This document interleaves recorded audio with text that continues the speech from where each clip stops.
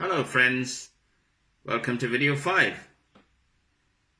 So on this journey of the recipe for success that we are comparing or trying to learn from the process of cooking, simply because cooking affects all of us, right? Even if we are not cooks, even if we don't cook ourselves, we eat food cooked by others. So cooking is crucial for every single one of us. So why not learn from that process? And that's the idea behind this series.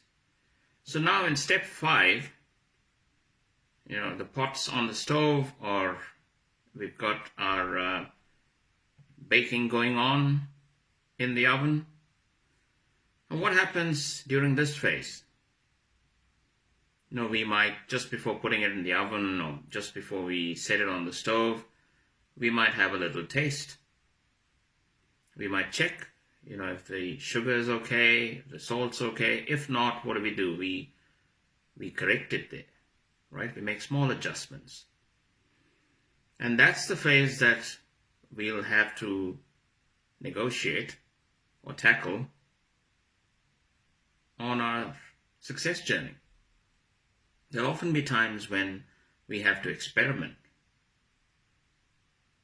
The greatest inventions in the world have needed experimentation. So we need to experiment too. We need to try something out, and if it doesn't work, we might need to make a few changes. We might need to adjust things along the way. And we need to be open to that. Because we don't give up after one failure. We don't stop cooking if we've had one terrible attempt at baking a cake, for instance. We try again. We learn from what we've done.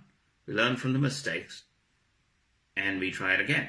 Similarly, in our careers or in our goal pursuits, we have to learn from our failures. We don't let one failure stop us. We just learn from our failures and we keep going. And that's what I hope we all will do as we set out to achieve our goals. What are your thoughts on learning from failures? How do some people learn from failures and some people not? Why is it so different from person to person? Do let me know your thoughts. Take care, and we'll meet again soon.